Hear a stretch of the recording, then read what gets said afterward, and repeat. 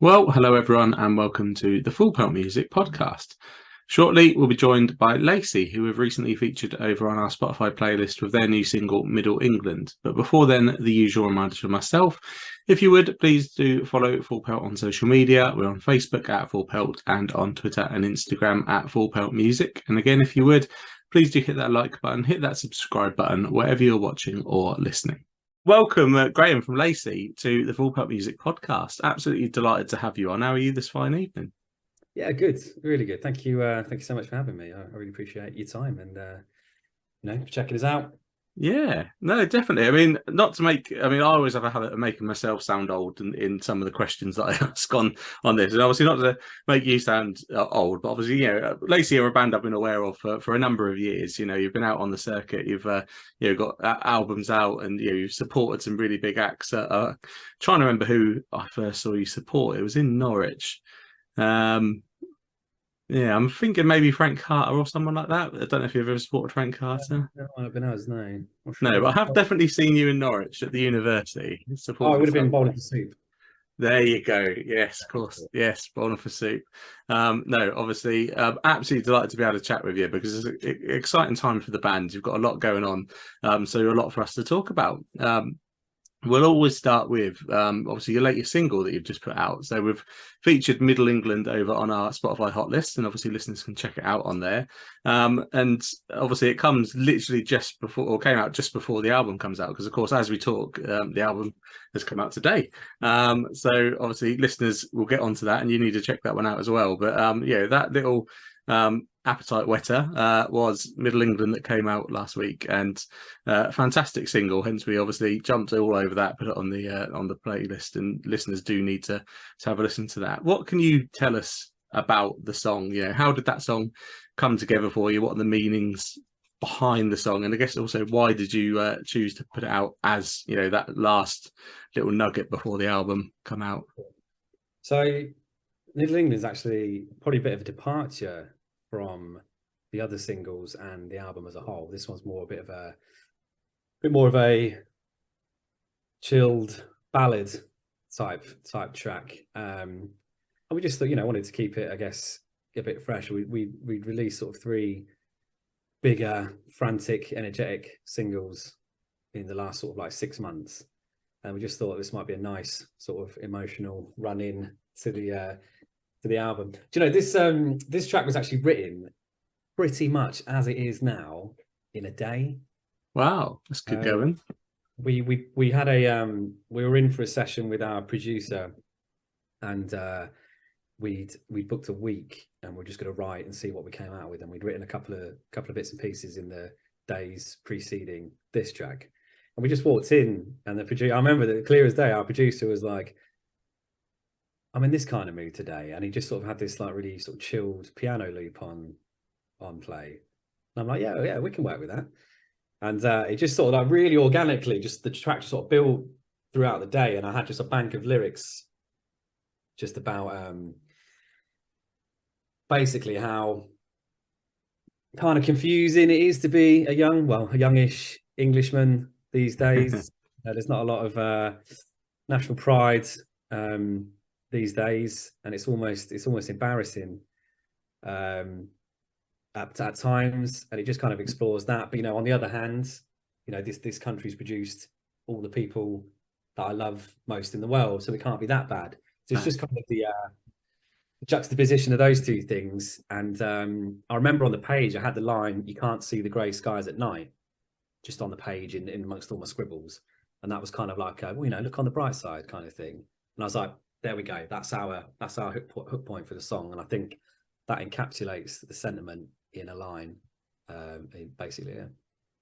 Yeah, no, it does. It works really, really well, and obviously it is a relevant, fitting song, as you say, for anyone living in this country at the moment. It's a really confusing time, really, because we want to be proud of where we're from, and obviously everything that has been achieved by this great country. But like you say, it's almost embarrassing, or I guess a bit of shame to sort of highlight that at the moment. Listeners definitely need to check it out, and definitely will find a connection with the song, I should think. Yeah, and hopefully, they'll connect with the album as well, which obviously has come out today. So it's called "This Is All We Are," and obviously it's always a special thing to put out an album at any point. And you must be obviously just delighted that it is now out there in the world. Ecstatic. You're right. It's been so many years in the making, and obviously we lost a couple of years during the pandemic. Oh, I said the P word. Yeah, always comes up. I know, right? So we lost a couple of years, but it's actually a bit of a blessing in disguise for us because we managed to add a few more tracks to the album during that time. We managed to write a bit more and really round out the records and its sound. So as much as we would have liked to have this album out a couple of years ago, it did kind of do the record the world of good, I think. But yeah, absolutely over the moon, and nervous to see. Yeah. Just because from it having been so long, we hope it's worthwhile and worth the wait, and we think it is. But yeah, we'll have to let you guys and everyone else be the judge of that. Exactly. I've had a sneak peek and I've really enjoyed it, and I'm sure the listeners will as well. And yeah, you talk about the reaction, and of course, in the last, this is where I end up making myself sound old because back in the day, an artist had to wait, to get that reaction, go to a show and obviously get direct feedback, or obviously read reviews that would come out of magazines maybe weeks after the release of the album. These days, it's all instantaneous. It's all on social media. And obviously you put out some singles ahead of the album. Do you find yourself, delving into that feedback? Are you someone that dwells on the feedback, or do you try to avoid that? And how have you found the feedback to the pre-release singles? So yes, obviously you do. I'd love to sit here and say, it's all back, but you do delve into it and see what people are saying. Luckily, everything's been immensely positive so far. So we've not had to, not had to take offense at anything, But yeah, you're absolutely right, and it's hard not to. Because, I mean, this is why you do it. You do it for people's sort of validation of you and your art. And yeah, it's hard not to. And like you say, because everything's so instantly available. We can, back in the day, you can comment on an album online somewhere. No. When I was buying albums as a kid or whatever. So yeah, hard to avoid that, but luckily, yeah, it's been full of praise so far.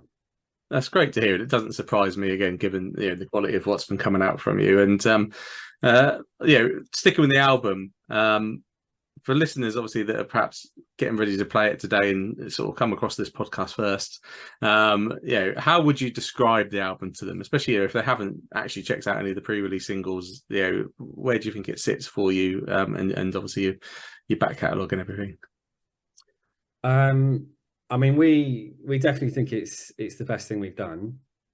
It's quite a departure from previous releases, but we think in a really sort of positive evolution of our sound.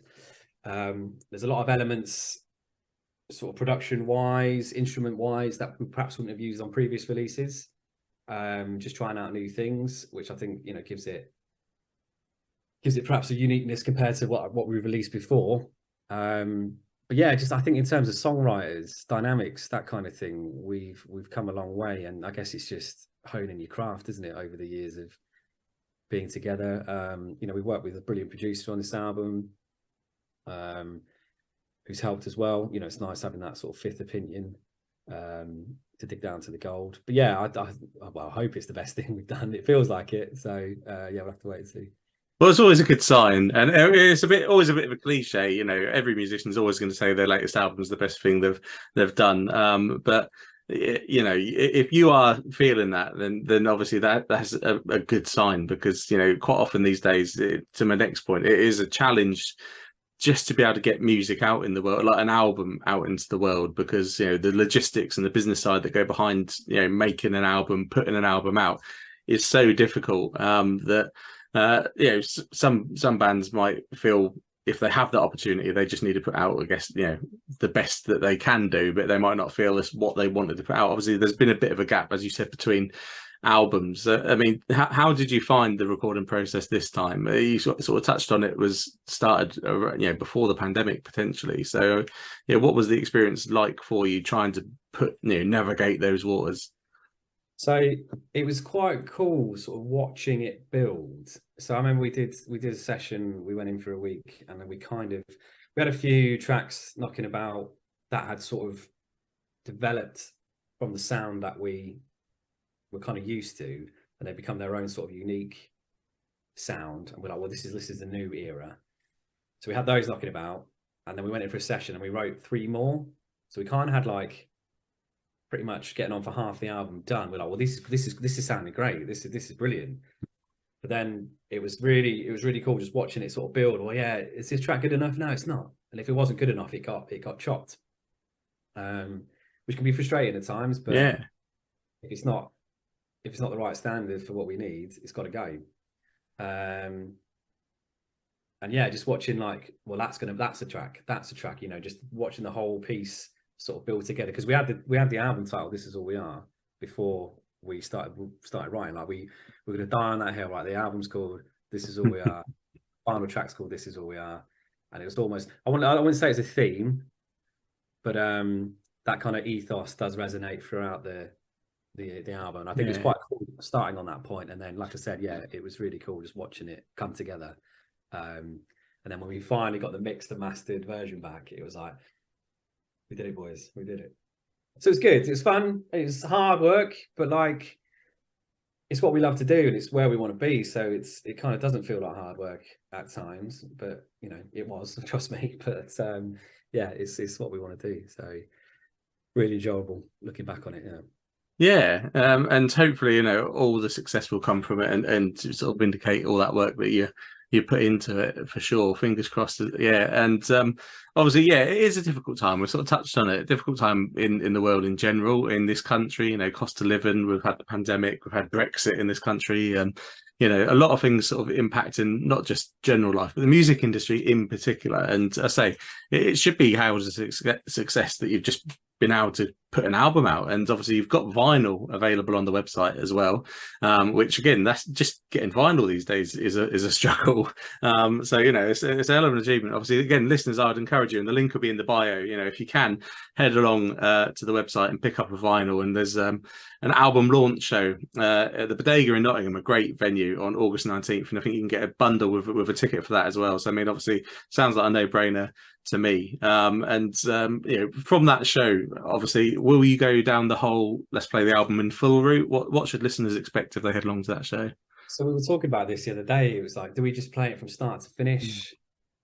We're going to play the majority of it at least. We've not planned the show in its entirety just yet, or sort of like are we just going to play it in order? It works really well as a record, but would it work well as a show? So we kind of need to figure that out. So the album's almost sort of split between Act 1 and Act 2. It sort of naturally plays like that. So it could potentially work well that way. It's just a lot of the singles, I know the album would have been out a month or so by then, a lot of the singles are front loaded. So we need to figure it out. But yeah, it's pretty much going to be the majority of the album, if not the full thing. A couple of surprises, maybe a couple of golden oldies. And so, yeah, some lovely, talented friends playing with us as well. So yeah, I think it will be a great night, and I highly encourage everyone to come down and celebrate this with us if they can. Yeah, no, definitely, I do too. And just to close out the conversation around the creation of the album, as we touched on, big challenge these days. From a business perspective for a band to get to that point. How challenging was it for you guys to be able to get that album out there? What, financially? Yeah, just from the logistics of it, really. Obviously, we've had a couple of conversations with some guests on this podcast recently who have, really kind of revealed, behind the curtain, as it were. Because I think a lot of fans, they see bands out there touring, and they assume that they do it for a living, and they're obviously well off enough not to need to work, and that's really not the case. And I think people would be shocked at the level that it gets to before a band can become like self-sufficient and survive. So it's always just intriguing. Without going too in depth, just to get a sort of flavour of the challenges that are out there, just so listeners can have a better understanding, and then perhaps that will just encourage them to go and buy a copy of the album physically to support the band. You never know. So, I mean, we're lucky. We've got to a point over these years that we've been together where we are self-sufficient. It's not like we're drawing any cash from the band, unfortunately. But, it gets to bumps where it's like, well, can we afford a van to get to this show? Because, the coffers are empty. And it's like, well, we'll get a fee. We might sell some merch. So it's weighing up things like that, which is a shame because it could hinder you doing the thing that you love. But yeah, we're very, very lucky that we are in that position, and that is just purely from the support and love that we've had from our fans over these years. And I cannot stress enough, those guys kept us alive as a band in lockdown, and we owe absolutely everything to those guys who have supported us financially through it. And it costs somebody's time, effort, and money to come to a show, which I could never fully explain how much we appreciate that. So yeah, it's basically the guys that have supported us, the fans that have kept us alive, because it is tough. Like I said, at times it's like, well, are we going to be able to do this? Are we going to be able to do the things that we want? We've not shot a video in years because that's had to almost sort of be chopped from our budget. Obviously what money goes into an online presence and to the logistics of touring and gigging, writing and recording. The videos have had to go by the wayside, which in itself is a great marketing tool. Yeah, funds to do it. To get a decent video, you're looking at anything from £1,000 to £10,000 for it to be, decent enough to go out there. So that's probably one thing. As lucky as we are in the situation that we are, the one thing we've not been able to do are videos for the last sort of few years, which is really frustrating because I love a music video. I love doing the videos. Yeah. We've got so many cool ideas knocking about. So, if the album does end up getting a bit of backing, I think that's probably the first thing that we'd look at doing is, get some videos out there. Yeah, they are a real lost art. I quite often draw the attention of listeners to the videos, and I did notice obviously there's kind of a lack of videos, and it does make sense because it is kind of one of the first costs that will have to be reeled back in because obviously they're great to have and it does serve a purpose, but obviously there's more pressing needs. And talking about the support of the fans, and I think that is just one of the things that has really filled my heart, like throughout the pandemic, like the fans that have supported, like especially like independent bands that do have needed that support to survive the pandemic and have gone out there. And one of the great tools for that has been Patreon, and obviously you guys are set up on there as well. So I did want to draw again listeners' attention to that in case they weren't aware. And they can obviously go and subscribe to you on there and get loads of added extras. Are you able just to give a little flavour about what listeners can expect if they do sign up? Yeah, of course. So there's loads of behind the scenes stuff in the studio producing this record, which I think could be quite interesting. There's loads of demos, so songs that are on the record you can hear sort of like their original conception, sorry. And I think people love that. There's like tour videos, just stuff that people don't see as us as people, us as musicians, you'll get access to. Obviously they always get everything first. Just things like that, really. I think it's just a real, I think you used the phrase earlier, like a peek behind the curtain. And I love that.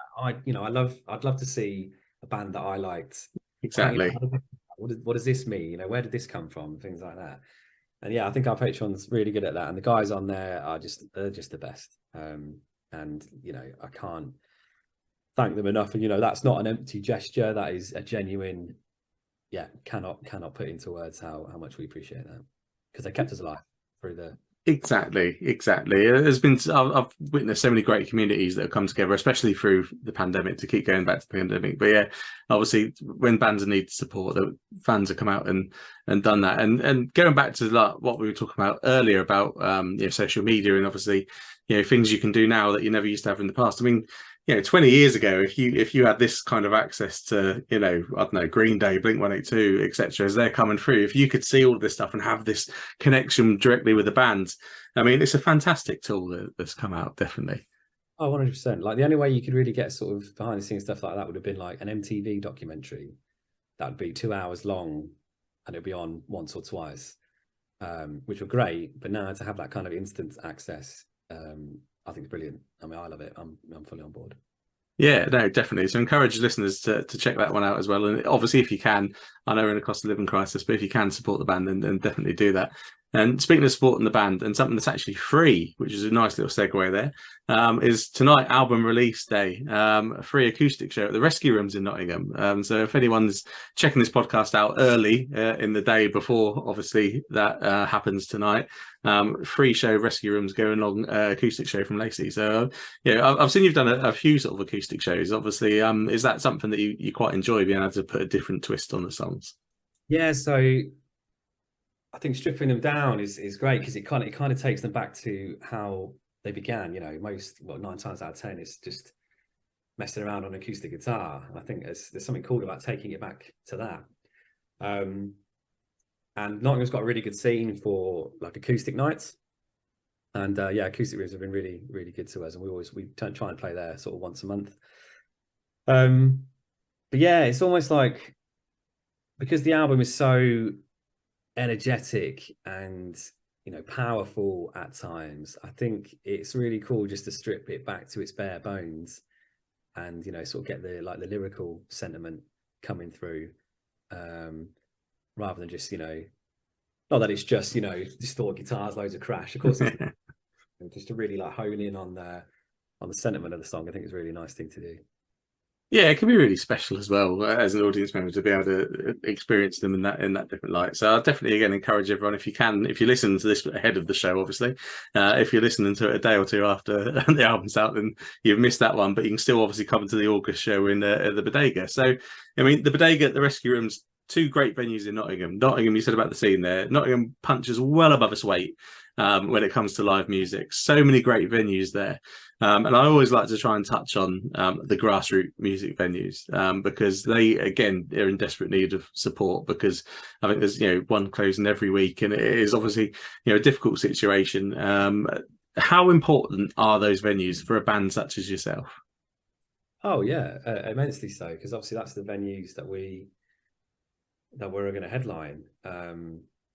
If we didn't have these places, I'm not sure what we'd do. It's great supporting bigger acts, playing bigger venues, but when it comes down to your own show, this is where it's at. And and bands, on the way up, they've got to come through these venues to get themselves onto the bigger circuit and whatnot. So yeah, can't stress how important they are, and we need to keep them open, keep them going in the best way we can. I guess the only way to do that is get down, see some acts, see some bands, whoever's touring. I think most cities there'll be something on every night. So I highly encourage everyone to get down to an independent music venue.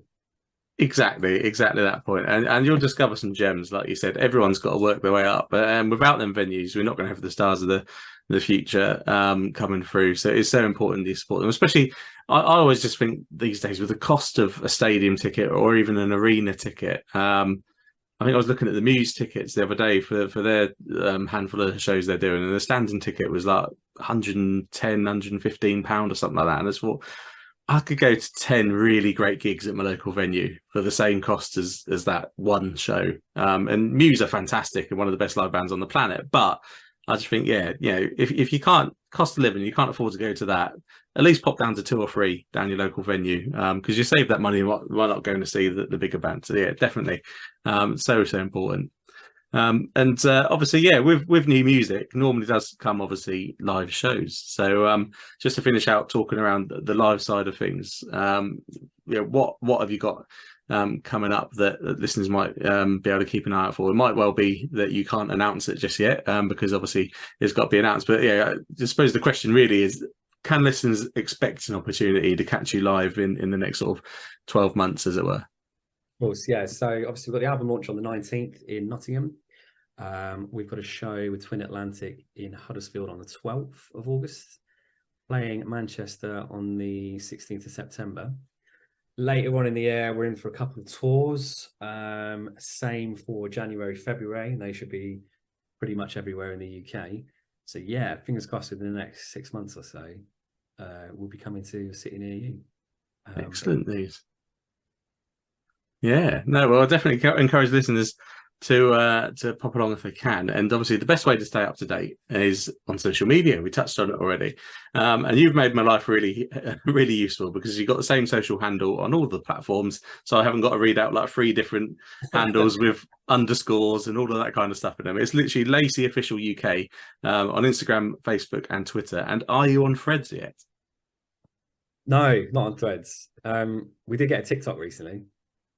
Yeah, I don't understand TikTok. No, it's great. Like, we were very skeptical and we didn't really understand it either. But in terms of as a promotional tool, it's brilliant and it's funny, and it's fun. But yeah, no, not checked out Threads yet. I don't really know. I think I've got too much social media. I think one more, oh god, I can't deal with it.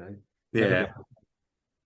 Oh, that's it. The time it takes to post on all of the socials now, it's just getting longer and longer. Yeah, especially when people do have different handles on each site. It's just like, oh god, trying to find them. But no, obviously it is a really useful platform. And listeners, if you follow the band wherever you like to do your social media, then obviously you'll be the first to hear about shows coming up. And obviously you can try and pop along to them.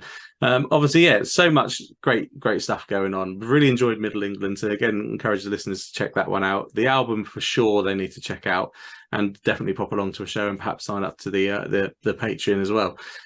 It's been absolutely great chatting with you, Graham, about all of that.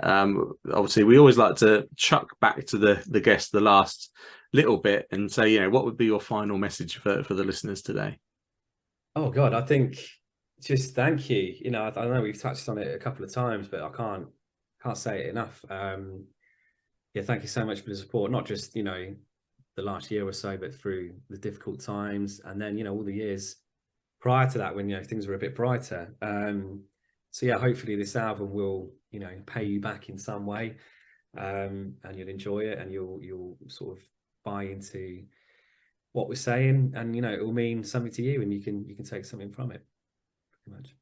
Yeah, no, definitely, and I'm sure they will. Again, haven't had a sneak peek. It is really, really good, and listeners definitely need to check that out. Pick up a copy if they can. And yeah, no, absolutely fantastic having you on the podcast. Thanks, Phil. Nice one, man. Well, thank you everyone for listening. I really do hope you enjoyed that chat there with Lacey. Please do make sure you check out their new album, This Is All We Are, and of course, follow the band across social media to stay up to date with everything coming from them.